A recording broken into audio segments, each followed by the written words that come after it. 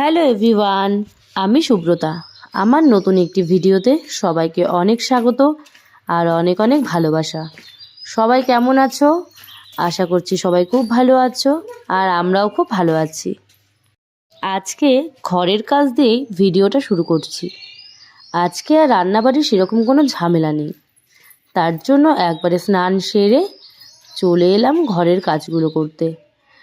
তো আগের দিন দিদি সব কিছু ভালো করে মোছামুছি করে দিয়েছিল, ঘরটা পরিষ্কার করে দিয়েছিল।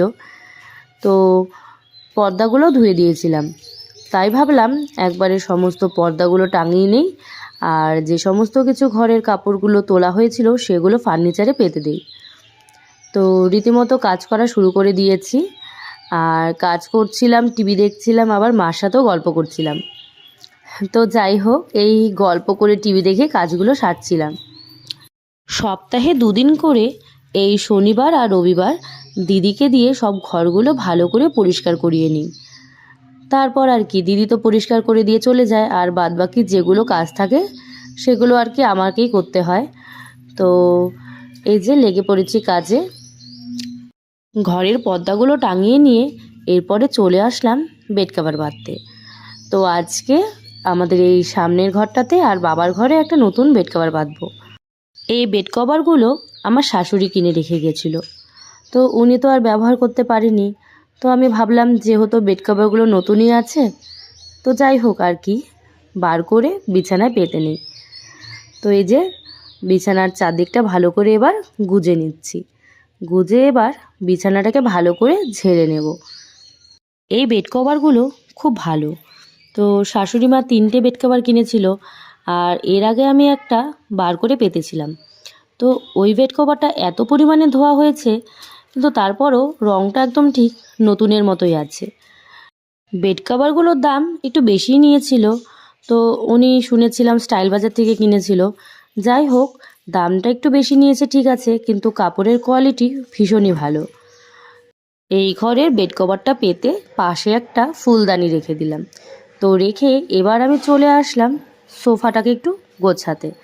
তো ভাবছিলাম যে কি পাতবো, আর আগের যে কভারগুলো পাতা ছিল ওগুলো শুকিয়ে গিয়েছিল, কিন্তু ওগুলো আর পাততে ইচ্ছে করছিল না। তাই ভাবলাম একটা অন্য কভার পেতে নিই। তার জন্য ভাবলাম আজকে এই কভারটাই পেতে নিই। আর বিছানার চাদরটা যেহেতু অরেঞ্জ কালারের পেতেছি, তো ভাবলাম যে সোফাটাকেও একটা অরেঞ্জ কালারের চাদর দিয়ে একটু ঢেকে দিই, তাহলে দেখতে বেশ ভালো লাগবে। তো ভাবছিলাম যে অরেঞ্জ কালারের চাদরটা ঠিক কোন দিকে দিব, কোন দিকে দিলে ভালো লাগবে। আর কি, কাজ করতে করতে একটু হাঁপিয়ে গেছিলাম, তাই একটু বসে রেস্ট নিয়ে নিলাম। তো তারপরে আমার কাছে অরেঞ্জ কালারের একটা চাদর ছিল, তো সেই চাদরটা আমি মিডিলে পেতে দিলাম। তো সোফাটাকে গুছিয়ে এবার চলে আসলাম টেবিলটাকে একটু ঠিক করতে। তো টেবিলের কভারটাও ধুয়ে দেওয়া হয়েছিল, তাই একটা নতুন কভার পেতে দিলাম। তো এবার পেতে দিয়ে ভালো করে টেবিলটাকে গুছিয়ে নেব।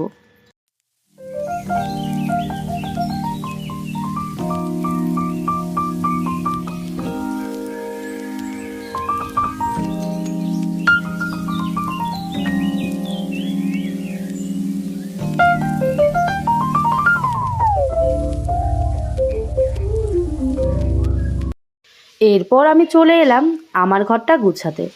তো এই ঘরে বেড কভারটাও ধুয়ে দিয়েছিলাম, তো এখন আরেকটা বেড কভার আমি পেতে নিচ্ছি। তো আমরা মেয়েরা তো এটাই চাই, তাই না, যে আমাদের সংসারটা যেন ঠিকভাবে পরিপূর্ণভাবে গোছানো থাকে।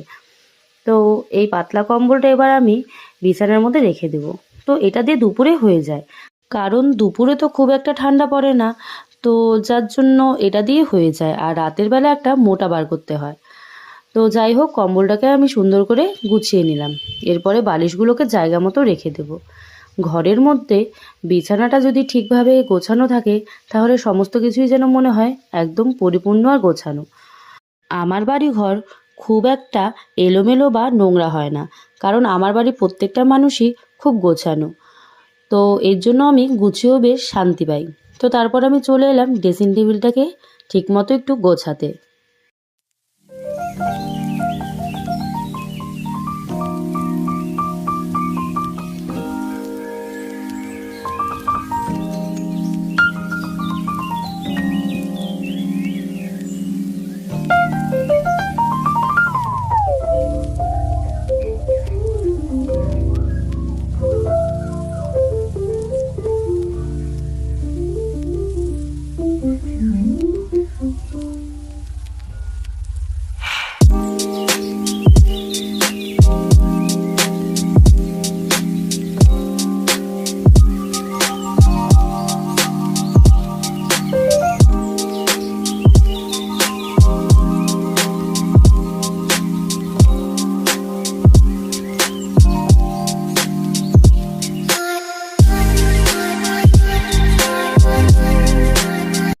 আমার ঘরটা গুছিয়ে এরপর আমি চলে এলাম বাবার ঘরটা গুছোতে।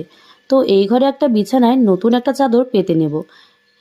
বিছানাতে নতুন চাদর পাতলে কেন যেন বিছানাটা এত সুন্দর লাগে, আর ঘরের সৌন্দর্যটাও যেন আরও বেশি করে ফুটে ওঠে।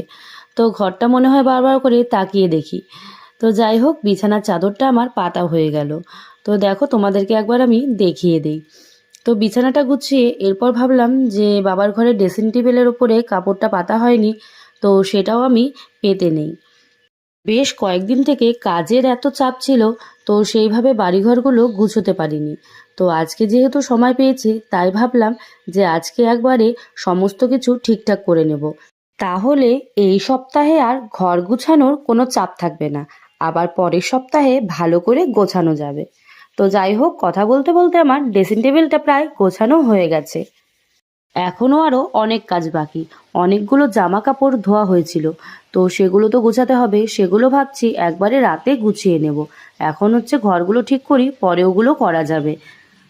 রান্না করে এত কিছু করা সম্ভব হয় না, তাই মাঝে মাঝে রান্নাটাকে অল্পের উপর দিয়ে সেরে এইসব কাজকর্ম করে থাকি, তাহলে বেশ ভালো হয়। আর আজকে রান্নার সেরকম কোনো চাপ ছিল না, কারণ সকালবেলায় বাবা আর অরূপ দুজনেই ভাত খেয়ে কাজে বেরিয়ে গেছে। তো দুপুরে ওরা কেউ আর আসবে না, একবারে আস্তে আস্তে রাত হবে। তো তার জন্য আজকে রান্নার চাপটা খুবই কম। এর জন্য একবারে স্নান সেরে ঘরের সমস্ত কাজ করে নিলাম। এখনও এই ঘরটা বাকি আছে, এখনও এতগুলো জামা কাপড়ও বাকি আছে, এগুলো ভাঁজ করতে হবে। আবার এই ঘরটাকে ঠিকঠাক করতে হবে। তো যাই হোক, এগুলো ভাবছি রাতে করব। তো ভিডিওটা এখানেই শেষ করছি। তোমাদের সাথে দেখা হচ্ছে আবার পরের কোনো ভিডিওতে। সবাই ভালো থাকবে আর সুস্থ থাকবে। আর আজকের মতো টাটা।